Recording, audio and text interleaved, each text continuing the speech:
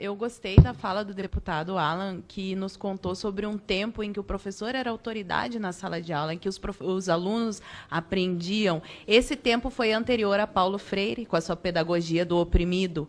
Hoje, o aluno não tem mais que obedecer ao professor. O professor não tem autoridade porque Paulo Freire acha que a imposição da figura de autoridade do professor em sala de aula é autoritarismo. Ora, se eu não posso cobrar dos meus alunos que eles se esforcem, por que eles vão se esforçar? Se todo final de ano eu tenho que fabricar notas no caderno dele, porque o governo precisa ter um índice de aprovação, e o que eu estou falando aqui eu falo por experiência, pois eu dei aula desde o primeiro ano do ensino fundamental até o segundo ano do ensino médio. Eu dei aula em escola pública municipal e estadual. Eu vi doutrinação na escola municipal desde a primeira série até o último ensino do ano médio, e inclusive na faculdade católica. Na faculdade católica que eu estudei, eu tive aulas de doutrinação na pós-graduação.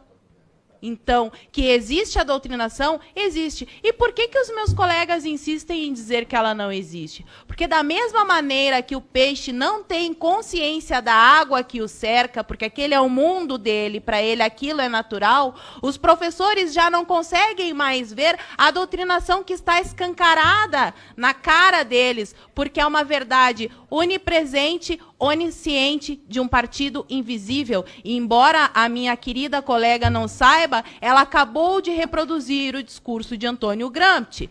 Basta ler os livros dele. E a pergunta que ela faz sobre o que é que está por trás desse partido, a escola do Partido Único, sobraram 7 minutos na sua fala. Por que a senhora não nos brindou com seu conhecimento acerca da lei? Acredito que a senhora tenha lido toda a lei e poderia nos mostrar ali, item por item, aonde ela está ferindo a liberdade do professor. Eu já li o texto mais de 10 vezes. Venho produzindo conteúdo sobre esse assunto, especificamente escola sem partido, já faz 3 anos. Eu sou professora, estava na sala de aula. Em nenhum momento eu me senti ferida por nada do que está escrito lá. Porque, além de ver os meus colegas doutrinando com aqueles trabalhinhos infames que enchem a hora de aula porque eles não querem dar aula, ficam passando o filminho com a desculpa de que estão ensinando o pensamento crítico para os alunos, quando, na verdade, o que eles querem é preencher o tempo para não dar aula. Essa é a verdade. Todo professor que está me ouvindo aqui sabe muito bem disso. Pode até não admitir, mas sabe.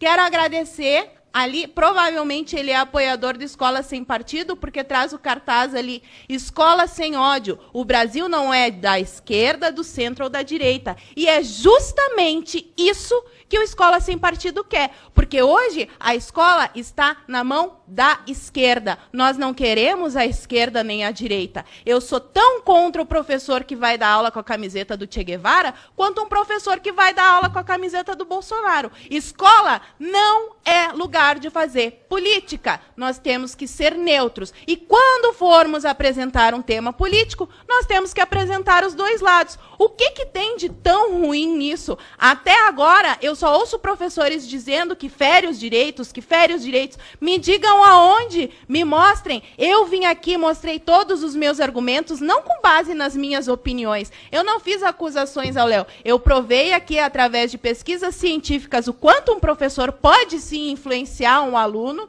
mesmo que inconscientemente, e mostrei como isso acontece no dia a dia das escolas e das faculdades. O grande problema da educação no Brasil é que as pessoas vivem dizendo que o problema é a educação, mas se fizer a pergunta para a mesma pessoa que respondeu que o problema do Brasil é a educação, quantos livros ela leu, ela não vai saber dizer, porque a maioria das pessoas no nosso país não lê um único livro por ano. Outra coisa que eu acho interessante é falar que o problema do Brasil é o investimento em educação. Os senhores sabiam que o investimento na universidade pública brasileira é maior do que na Coreia do Sul? Sabiam desse dado? E por que lá a educação é tão melhor? Será que nós devemos criticar tudo, menos o método? Porque ninguém questiona esse maldito socioconstrutivismo que está destruindo a inteligência das nossas crianças. É só isso que eu quero saber. Muito obrigada. Muito bem.